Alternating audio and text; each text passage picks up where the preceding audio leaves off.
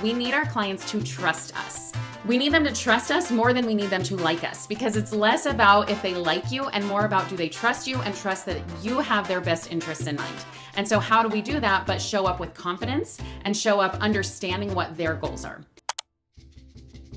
Welcome to Build Your Business with Brittany. I'm Brittany Handura, real estate agent, coach, and investor. Each week, we're diving into proven, future-focused strategies to help you close more deals, work smarter, and love your business again. So let's get started.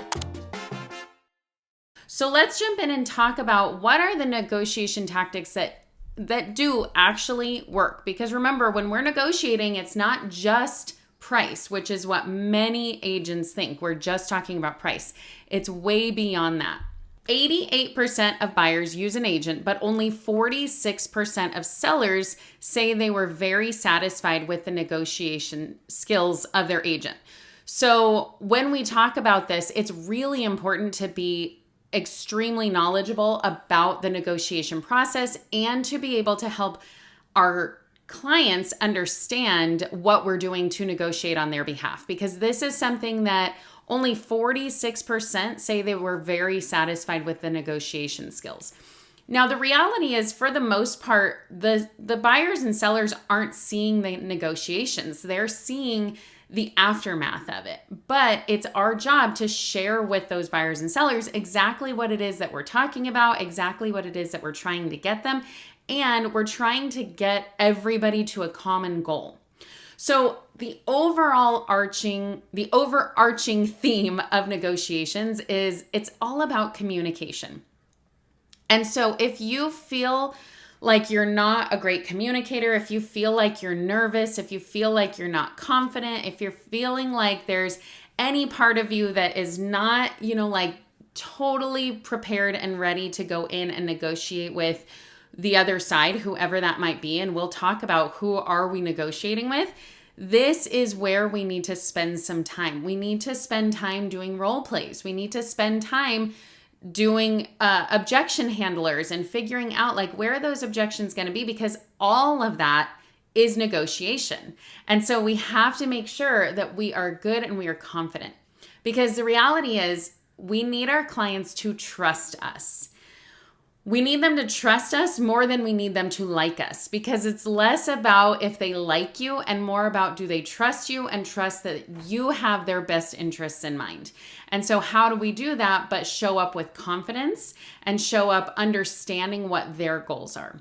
So let's jump into this and see who is it that we're negotiating with? Well, first off, we're negotiating with our clients, with buyers and sellers. We're setting expectations, which is our first negotiation. So all of this setting expectations is helping them to understand what is it that is their responsibility, what is it that is your responsibility. And you're setting those expectations in the beginning. And part of this is really you taking command of the situation, not in a weird, creepy way, but in a way that helps them understand that you're a professional, you've done this before. That's part of building trust, which is part of that negotiation. That is them saying, okay, I see that you know what you're doing, and I trust that you're going to be doing it for my benefit. So setting expectations with your clients is that first negotiation piece. Now, remember, part of this is also setting your price points, like what you're going to get paid. Now, a negotiation does not have to mean that you're going back and forth. And so it doesn't have to mean that if you say your commission price is X, that you have to negotiate with them. It could just be, let me lay out and tell you everything that I'm going to do for you. And because of that, my commission price is X. And if they say, can you lower that? What do you think? I don't want to pay that much. That's when you can go back to them and say, no, my commission price is X. And I am doing this, I'm doing all of this for you. And that's why my commission price is whatever it is that you determine it to be. So your answer to, can you lower your price, can be no. It can also be, sure. One of the things that I do is I kind of have like a built-in price reduction. So I've talked to you about the menu of services that I offer, which is, like the lowest level is X, middle level is X plus, third white glove level is X plus plus. And what I typically do is I say, okay, well, I'm going to give you the next highest level for the price of the lower level. So if they want the white glove service, which is typically like 4%, then I would say I'll give you that for 3.5%. And I do that for many reasons, because you're a VIP, because you are a referral, because you're a friend of a friend, because I know you, your friends and family, whatever it is, I'm able to give them this kind of built-in discount. So now they feel like they're getting a discount without me having to actually like really cut my commissions. Now, when we are doing these said discounts, it's all negotiable. So you're able to negotiate whatever you want. So if you say, yes, I want to give you, I want to do 2.5%, 1.5%, I'm willing to do that for you. Remember that this is not a charity. You're not doing this for fun. This is not a nonprofit. You are doing this to make money. So don't cut yourself off at the legs, at the knees. What is it? Don't cut yourself off like that and automatically try and reduce your price. That's not negotiation.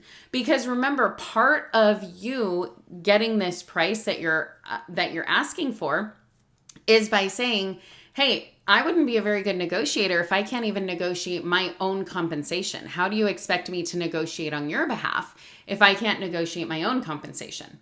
So you want to get good and comfortable with understanding some of these objection handlers, but also one of the ways that you can do that is remember, like, hey, if they're going to ask for it, why don't you build it in to begin with?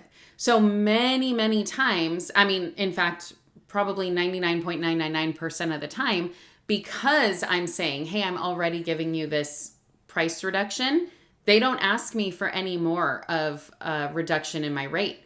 And so that means that I always get higher than what the average in the area is. So think about your negotiating tactics. Think about the way you want to structure your business, because that is how you're going to be able to come off to your clients and say, hey, here's what I'm asking for. And remember, it's a negotiation. It's all a negotiation, but you can still set your minimum and you can say, I only do it for this price. I'm not going to go any lower. Obviously, you can say it in a nicer way than that. But, you can say, this is the price that I charge because I offer so much value. But you have to understand your own value. You have to understand what it is that you provide your clients before you can come with that kind of confidence and tell them, no, this is how much I charge because this is how much I'm worth. Because you get what you pay for oftentimes. And if you're gonna, if your seller is looking for somebody who charges 1.5%, they're going to get 1.5% value. So, there are tons of objection handlers out there that talk about how, who would you rather work with, the stockbroker down the street or, like a top stockbroker? What is that guy's name? Why am I drawing a blank? Warren Buffett. Would you rather work with Warren Buffett or would you rather work with a stockbroker down the street? Who do you think is going to get you the most money? It's all about the net. It's all about what you're going to get at the end and put in your pocket. So it doesn't matter where these monies come from or where they go. All that matters is what you're going to put in your pocket at the end of the day. So we can move that around however we want. We can offer the buyer's agent less. We can do, whatever.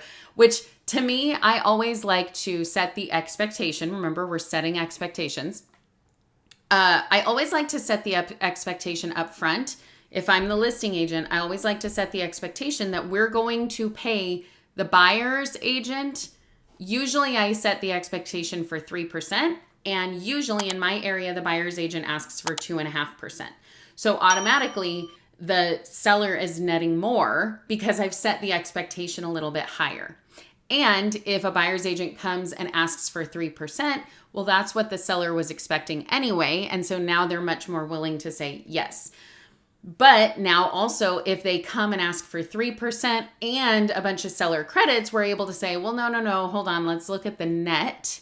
That's what we want to look at. I always tell my clients, focus on nothing but net. It's all about nothing but net. So we want to look at the net, because if they're saying, hey, we want to ask for 3%, but we're not asking for any other seller credits, and somebody else is asking for 2.5%, but they're asking for $10,000, $15,000 in seller credits, well, now this amount might be around the same, or one of them might shoot up as a clear winner. So this is where we need to really just be looking at, what is the offer? What does it look like? What is the story it's telling us? I tell you all the time, these RPAs tell a story. What is it that it's going to be telling us? Okay. The next person that we're negotiating with are other agents. Your relationship with them often determines how smoothly negotiations go. This is 100% accurate. I have been in so many transactions where we set off on a great foot with the other agent, and it's smooth, it's easy, even when it comes to tough negotiations and tough conversations, which, remember, that's what negotiations are just conversations. Even when we have those tough conversations, because we have a good working relationship, those conversations are much easier. And it doesn't necessarily mean that nobody wins. You've probably heard that. A good negotiation is when everybody feels like they kind of came out a loser in a little bit of. I don't agree with that. I think that a good negotiation is when everybody feels like they got most of what they wanted. So that's one of the reasons, and we'll talk about this later, why it's really important to figure out what's the motivation. Because then you can say, okay, well, we're willing to change on this if you're willing to change on that. If you're willing to budge, we're willing to budge.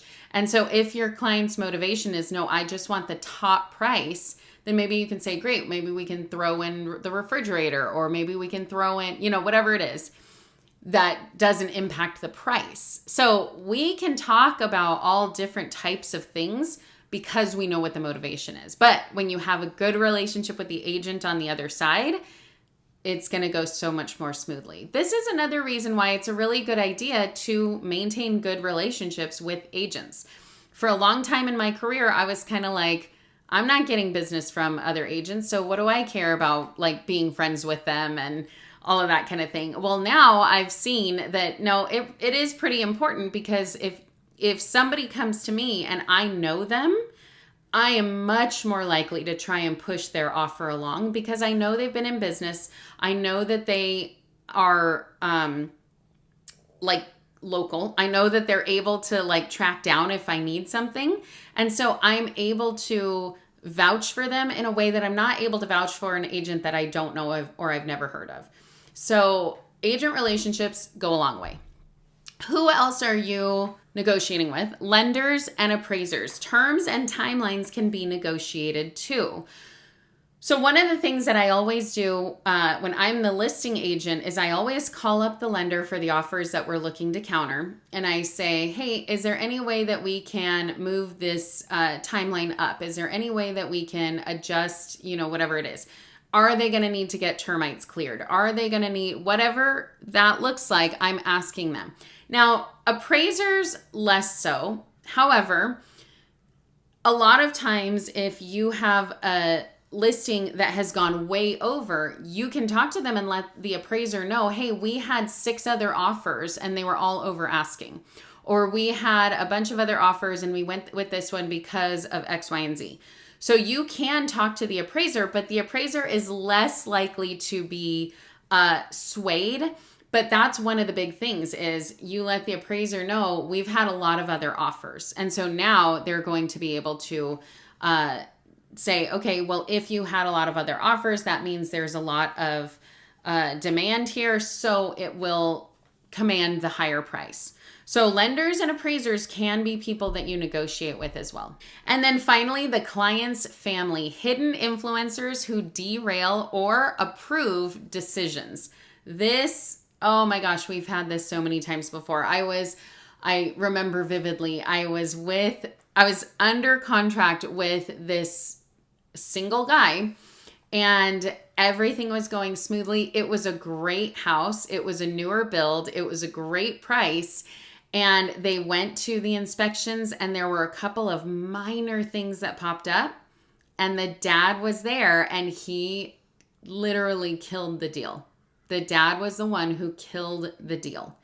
So if I had known that and I had been able to talk to the dad in a way to say like, hey, this is not really a big deal. This is, we see this all the time. I have contractors who I work with who can fix this easily, whatever it is, I would have been able to work with him.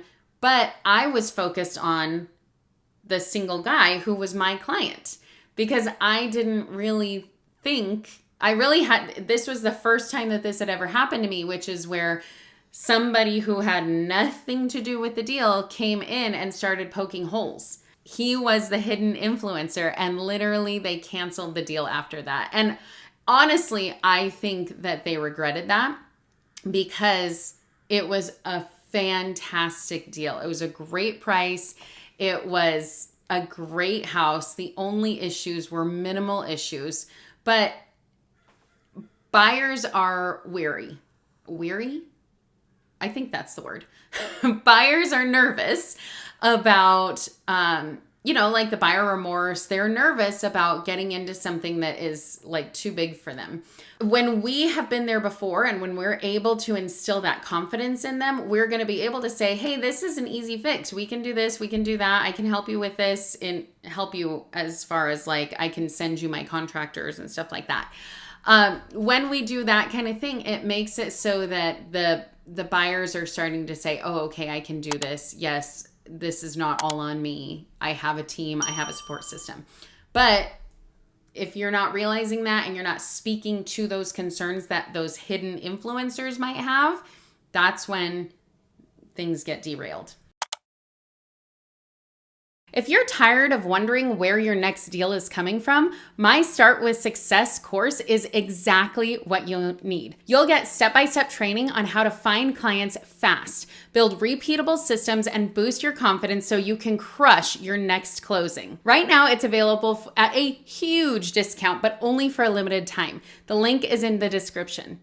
And if you're getting value out of this, don't forget to like and subscribe so you don't miss anything. Now let's jump back in. Let's move it along. Let's talk about some data points, data that drives deals. Homes that sold without a price reduction closed 17 days faster than those that required one. Why are we talking about this during talk about negotiation? Well, one of the big pieces of negotiation is talking about price and your pricing strategy with the seller at your listing appointment. So this is when we're talking about either your listing appointment or when you're going to actually price the property. It is so important, especially right now, but really in the last 3-4 years, it's so important to price it right. Because what we're seeing right now with our market that's a little wonky and things are starting to change, but it is still a little wonky, is that we have houses that are sitting a long time because they're priced too high. What I notice is that when agents go out and they say, okay, let's look at the comps in the area. And I have an example that I've used before, so you guys have probably heard this. This listing that I currently have, it's about to close. It was priced right, but the house directly next door, the comps in the area all pulled around mid nines, I would say low to mid nines. And the house right next door, they started at 950. So they started at the highest level that all of the houses around them had sold. And the houses around them were in better condition. And remember, it's all about condition when you're pricing the home. It's about location. It's about pricing it right. It's about your strategy. There are lots of things that go into it, but the condition is one of the big ones that we're looking at. So this house was not in the best condition, not in the worst, but not in the best. And they priced it higher than everything else that had closed.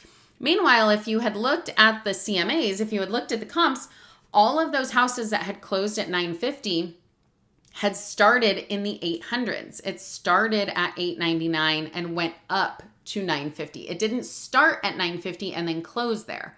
So this is why it's really, really important to have your data, have your CMAs walk through this with the sellers if they're feeling like they don't like the price, they don't like the pricing strategy, they're not sold on it, walk them through and show them, hey, this is what I'm looking at.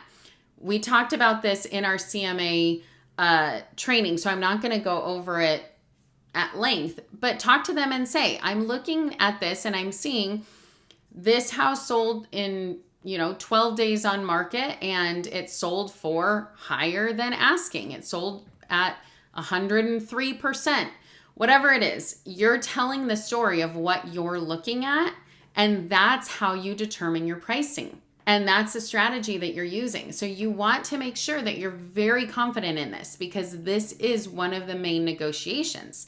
So remember, when you're first meeting with that seller, you're negotiating two things: the price of your commission and the price of their house. So you have to be extremely confident in both of those things, because if you price it too low, if you price it too high and you're going to have to do price reductions and then you're chasing the market down, guess what?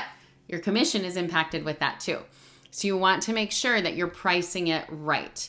Not just for the commissions, but it really is because you're trying to do the best thing for your seller, and the best thing for your seller usually is to get it sold.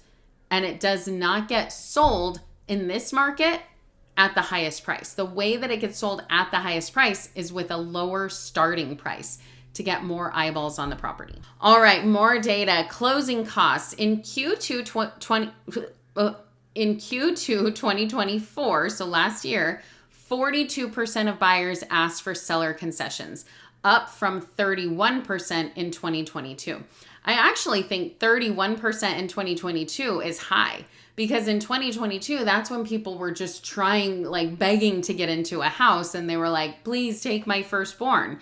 So 31% asking for buyer concession or seller concessions, I think is high, but it has jumped up to 42%. And I would say in 2025, that's even higher.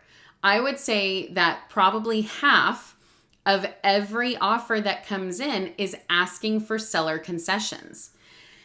So this is the interesting thing about this market, is that technically, when you look at the numbers, it's about the inventory. If the inventory is less than 6 months, then it's still considered a seller's market.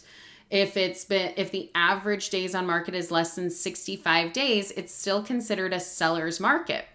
However, buyers right now are able to ask for concessions and able to get them most of the time, because most people are not throwing, their firstborn at the deal with their offers. So, I would say half of all buyers are asking for seller concessions. So again, when they ask for seller concessions, meaning they're saying, hey, we're asking for $15,000 toward our closing costs. So we're giving you a full price offer, but we're asking for $15,000 back. Well, now it's not exactly a full price offer. And remember, we're looking at nothing but net. And so if we're saying, okay, they're giving us a full price offer, but they're asking for $15,000 back in seller concessions, and they're asking for 3% in their buyer agent compensation.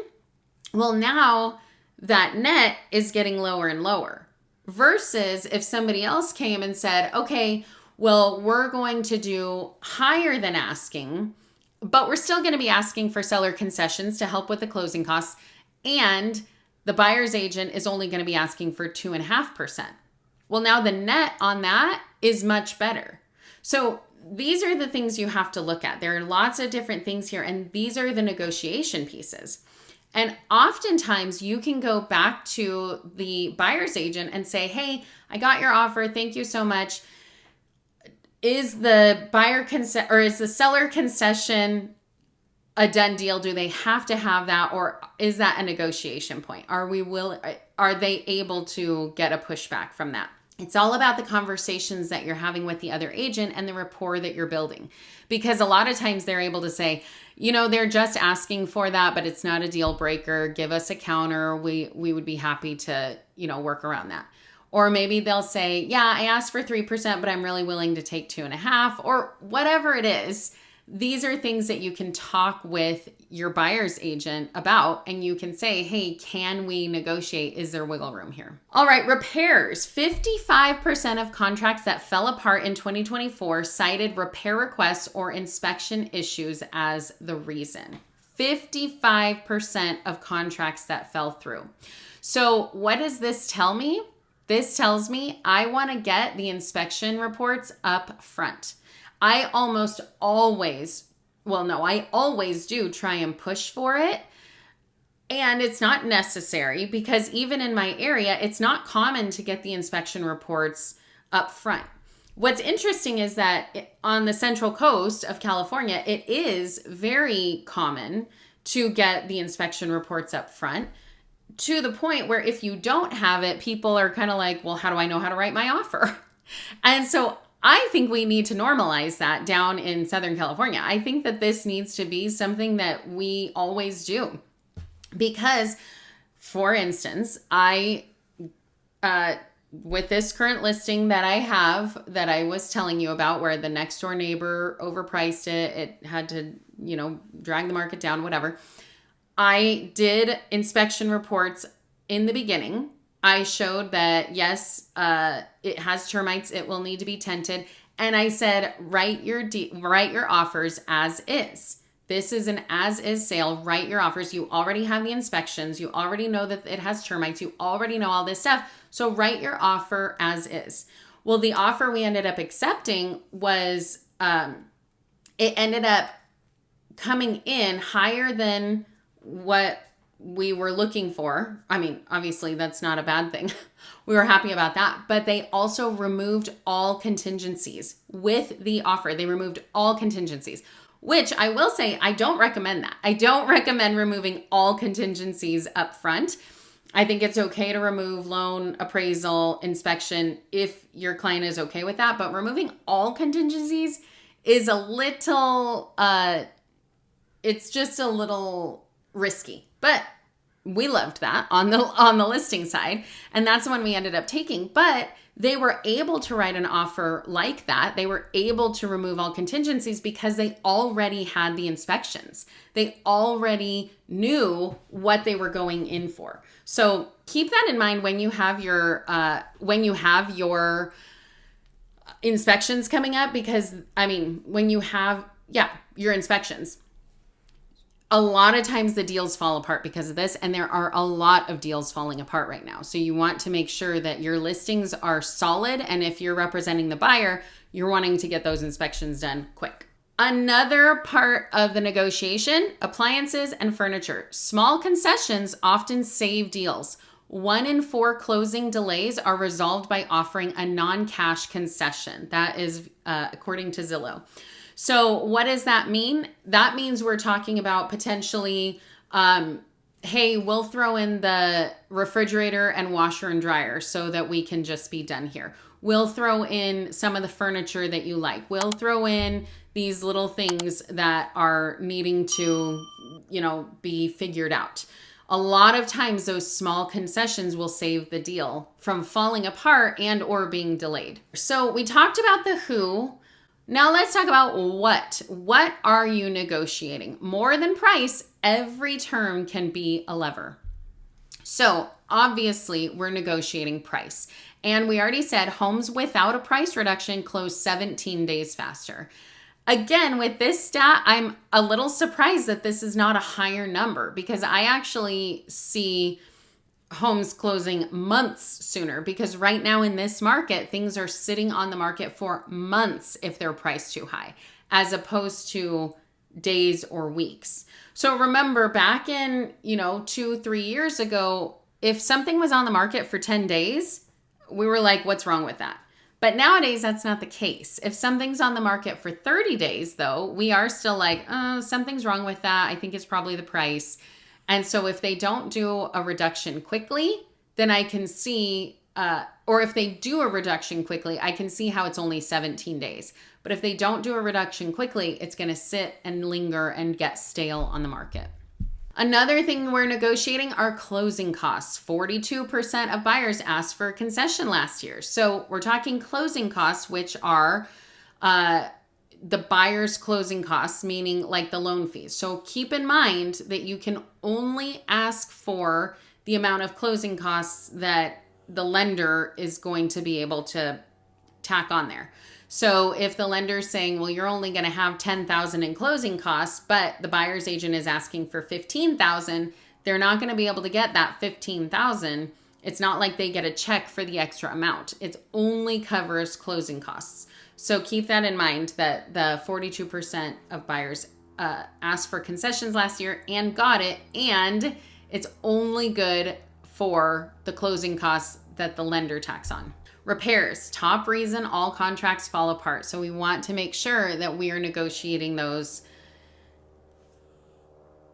upfront, quickly, and not letting that be something that kills the deal. We want to make sure that these deals stay together. So I would recommend that you, as a listing agent, always do your inspections first. And I would start asking other listing agents, when you have a buyer and you're coming to them, I would start asking them, hey, do you have inspections to give me? Do you have any inspections to show me? Because we want to be normalizing that this is expected upfront.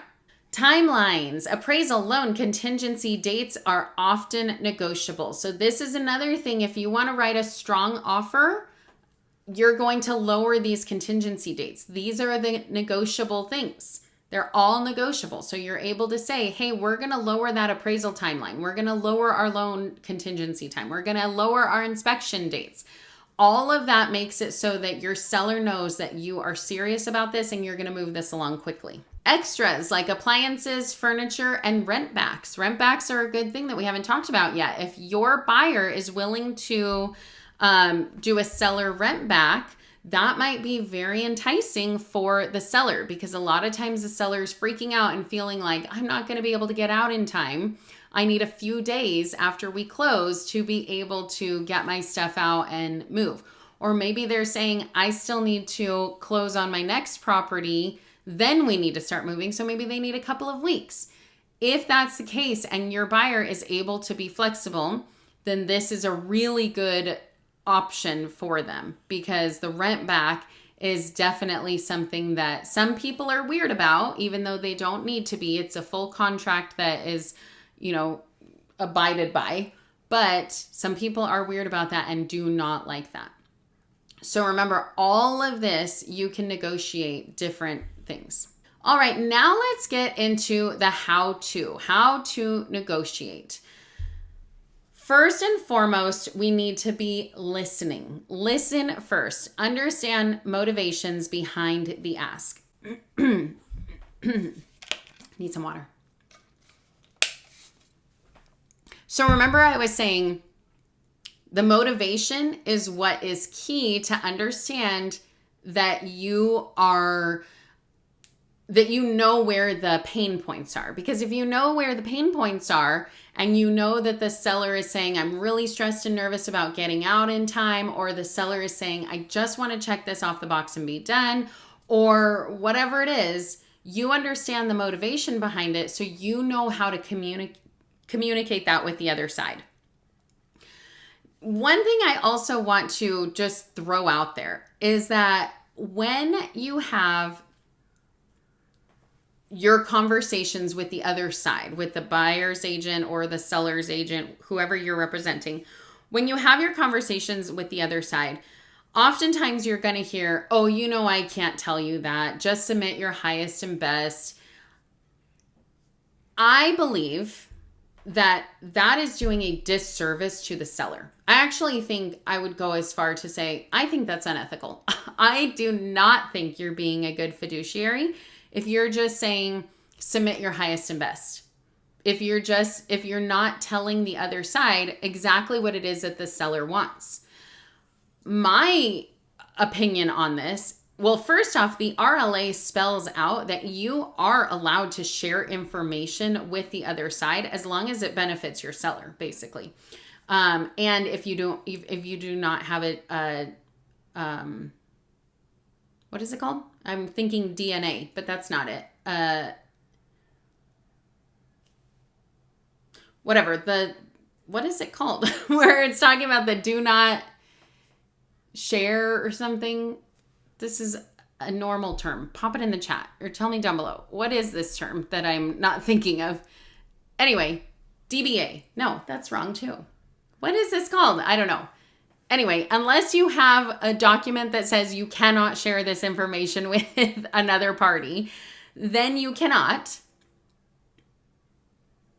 I don't know. It's gone from my brain. If it'll pop up one of these days. But the point is, unless you have that, you absolutely can share this information with the other side. And so when people say, I can't share that, that is not true. That's actually an old school mentality. And they're telling you that they actually don't know what the current RLA says. By the way, current as in more than 5 years, more than 10 years, I think.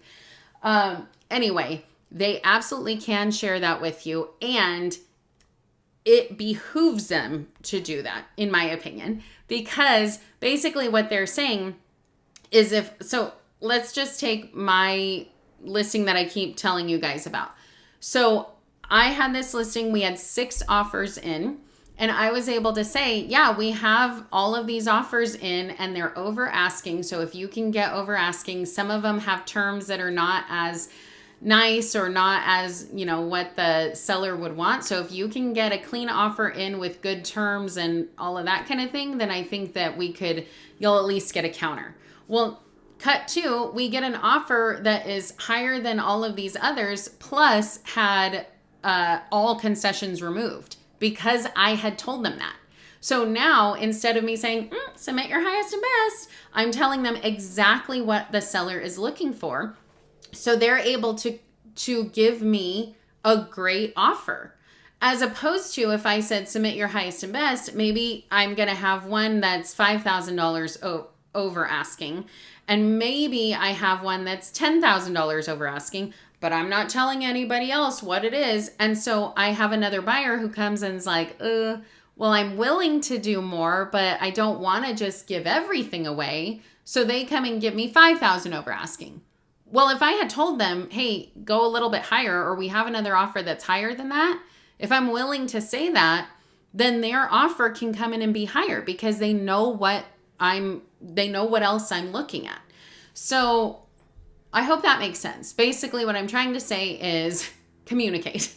It is okay to talk about this because you're representing your seller and you're representing them with trying to get them the highest and best offers. So make sure that you're negotiating. Okay, so that's when we understand the negotiations. Also, don't forget to stand behind NDA. Thank you. Non-disclosure agreement. Thank you. Yes. Wow. I was close. DNA. NDA. If you're tired of wondering where your next deal is coming from, my Start with Success course is exactly what you'll need. You'll get step-by-step training on how to find clients fast, build repeatable systems, and boost your confidence so you can crush your next closing. Right now, it's available at a huge discount, but only for a limited time. The link is in the description. And if you're getting value out of this, don't forget to like and subscribe so you don't miss anything. Now let's jump back in. Okay, don't forget to stay till the very end for your bonus too. All right, know the non-negotiables. Ask your clients up front what would be a deal breaker for you. Because again, you can communicate that to the other side. You can let them know, hey, we're not going to be able to accept a lower offer. Or even sometimes your seller is saying, okay, I'm willing to list at this lower price, but I'm not willing to take less than X amount, which is higher than that price. If that's the case, is that a deal breaker? Yes. Okay, now you can communicate that to the other side and say, hey, my seller's really looking for north of this number. Do you think you can do that? And then if you're the buyer's agent and you know that your buyer can do that and really wants this house, you can say, yeah, I think they're willing to do that. Let me talk to them and see.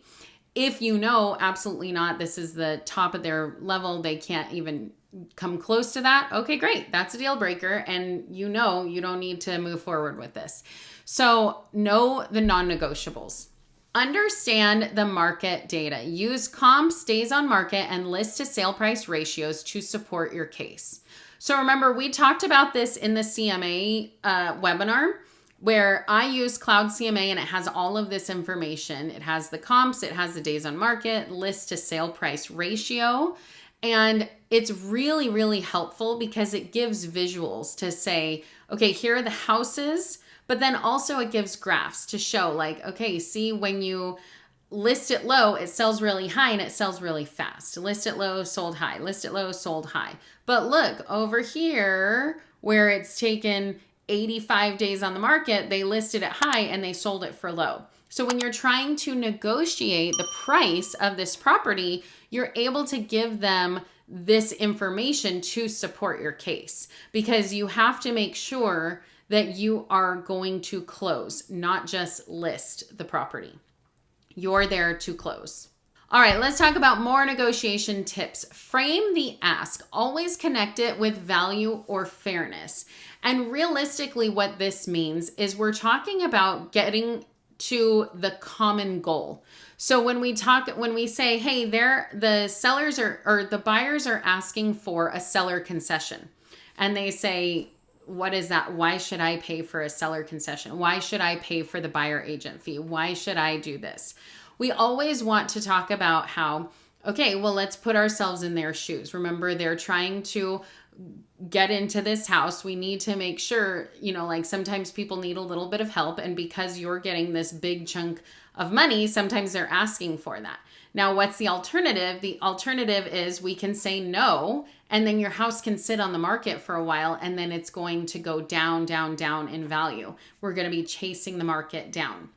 We don't want to do that. And so it is, like if you're going to be buying a property after this, you're probably going to be asking the seller to cover some things too. And so we're connecting it with the value, and not just the value of the property, but what they place value in. So their motivation, going back to their motivation, fairness. I don't necessarily use fairness as something that I'm saying like it's only fair that we go on, we give them this much money, because I really think you're there to represent your client. I don't really care what's fair to the other side. I'm saying, okay, what is going to get us to the close? And usually what's going to get us to the close is what's fair. But I don't necessarily think that that's the direction that I would take when I'm representing my seller. I'm saying I have only interest in you and your interests. So I'm not trying to say, oh, well, it's only fair to give them this. I think, no, we're talking about what's going to get us to the close. What is your value? What's your motivation? And let's get there. So we want to frame the ask based on what is going to get them the furthest.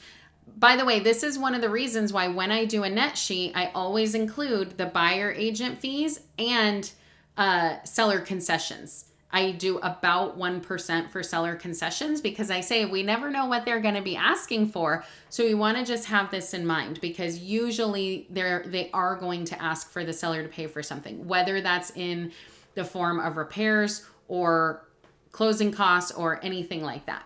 Build rapport. Agents who establish trust with the other side have deals fall through less often. And I would say this is for everybody, your client, the other person's client. We need to build rapport and establish that trust. Now, remember, building rapport isn't necessarily like, oh, we're best buds and we're friends and we go golfing together and paddleboarding together. This is building trust, establishing a relationship based on trust. Because it's the same kind of thing you've heard people say, you don't always want the nicest attorney.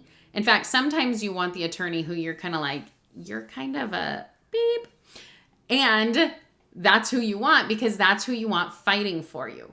So it's a similar idea. I wouldn't say they need to be a beep, but they can be somebody who you trust. It's more important to trust your agent than to like them.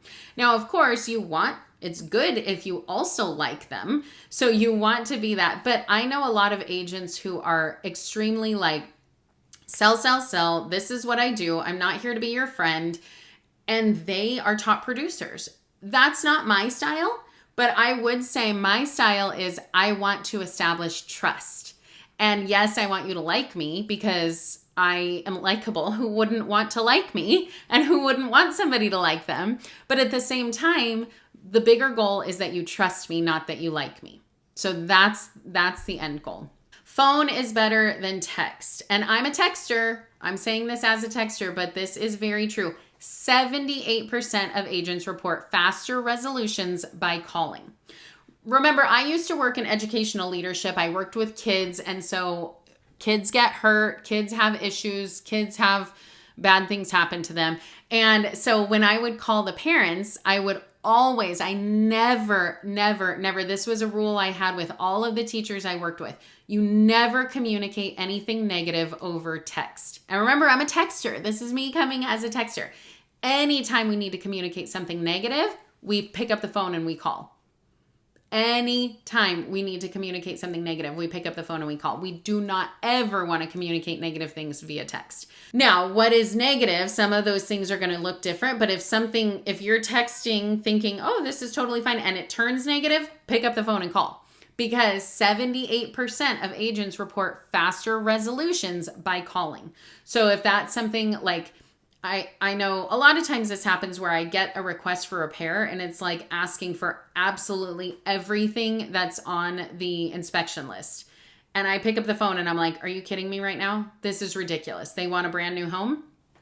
And now we're able to have the conversation and they say, oh, well, they're not actually asking for that. And I say, hey, would they be okay with the credit? And now all of a sudden we can finish this much faster than if I text and I'm irritated saying like, what kind of request for repair is this? Now I'm able to have like an actual conversation where we're able to clear things up really quickly.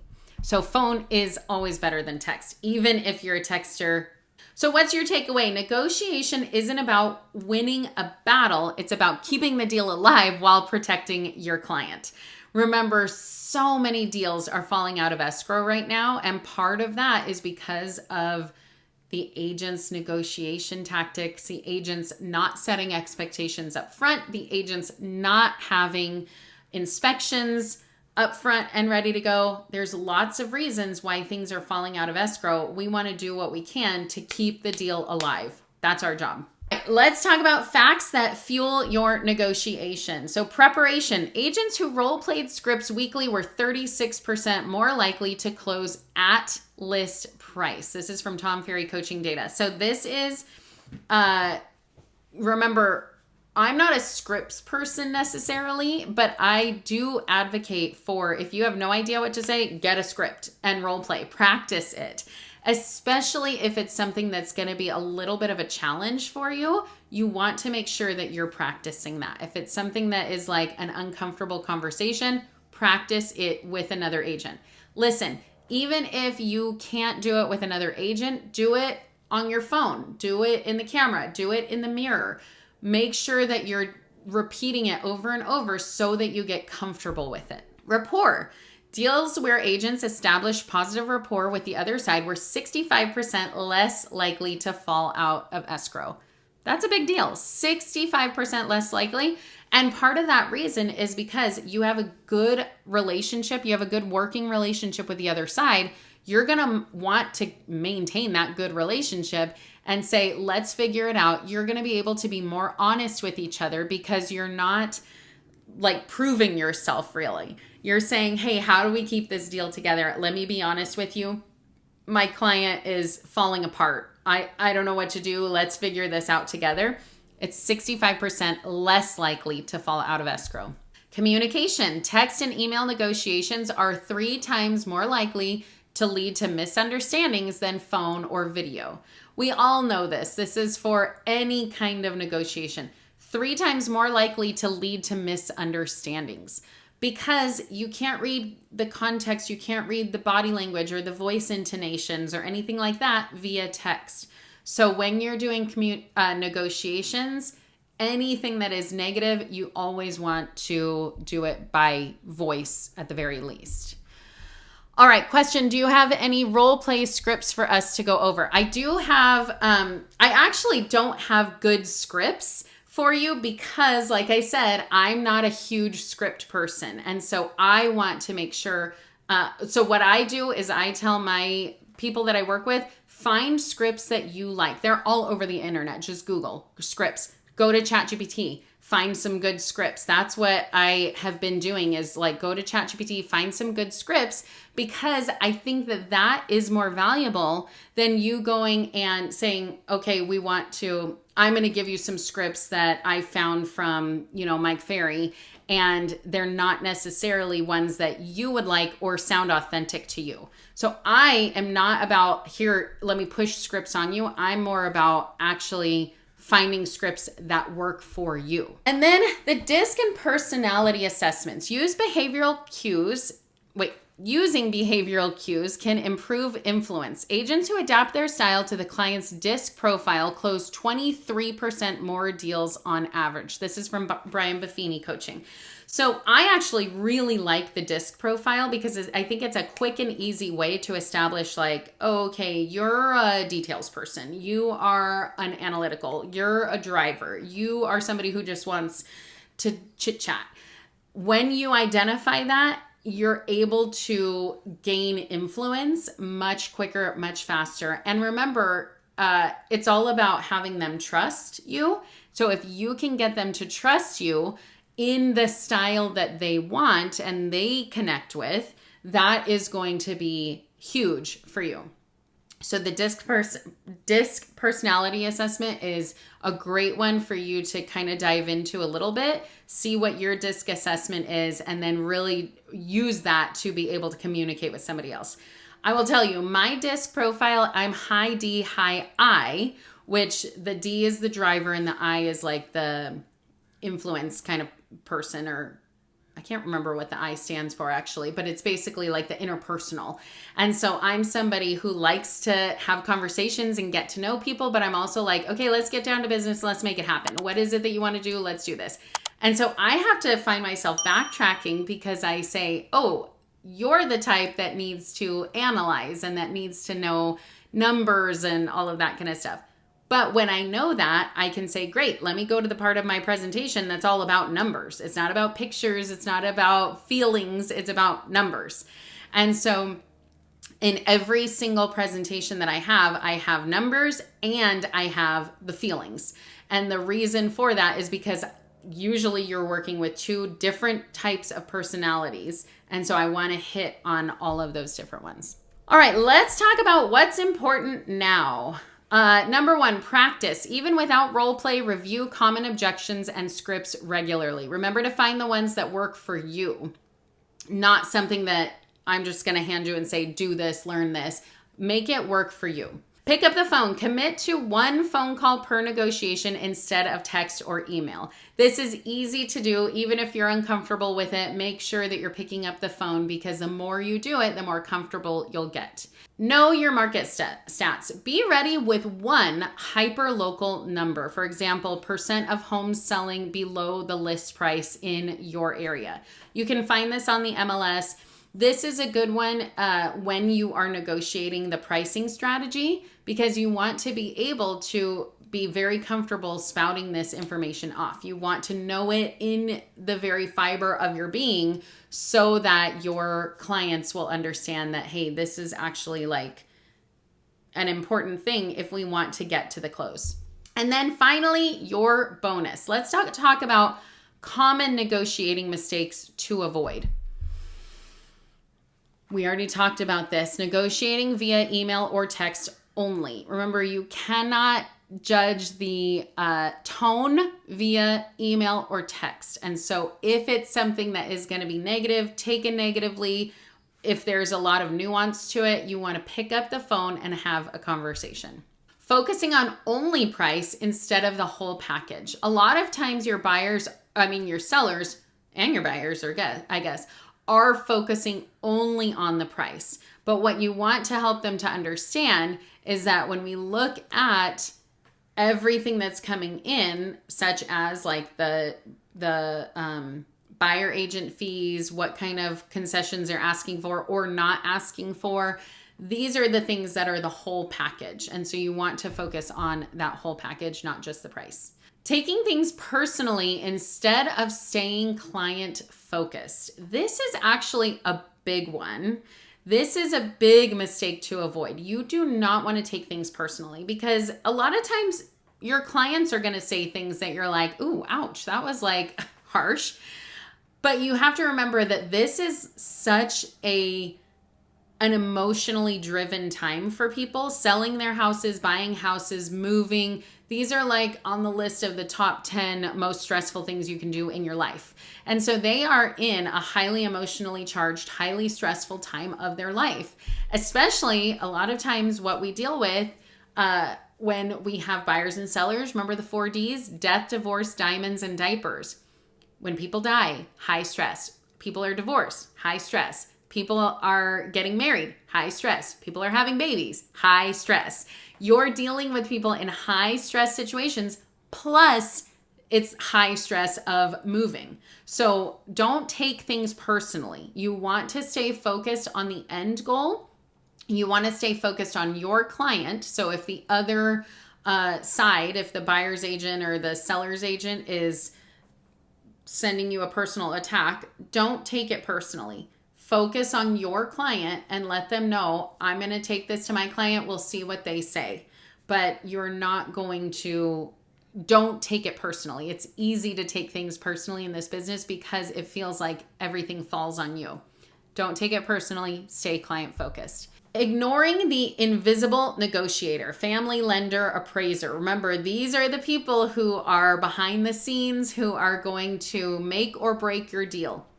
So don't ignore them, especially the family. The family is the one that can be, they're the ones that can really get in there and start like poking holes in their excitement. And so you want to make sure that you're also talking to them, also working with them, because you don't want to ignore that invisible negotiator. Not preparing your client for likely counter offers. This is a good one because oftentimes sellers especially don't realize that there are multiple opportunities for negotiation in the transaction. So obviously, first and foremost is going to be the counter offers. So you want to prepare your clients and you want to say, okay, this is what we can expect.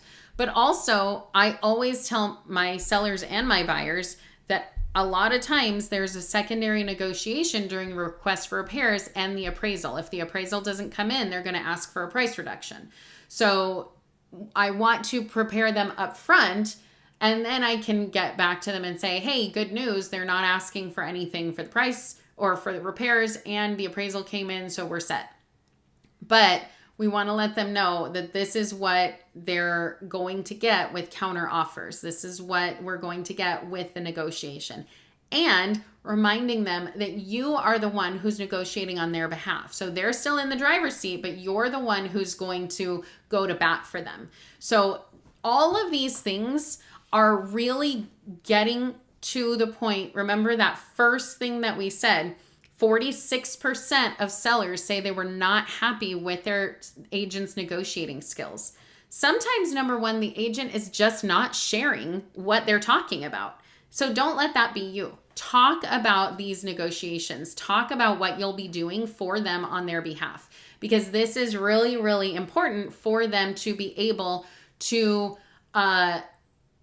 think highly of you, want to use you again, and give you that repeat and referral business. That's what it's all about. It's about closing deals and about getting more business.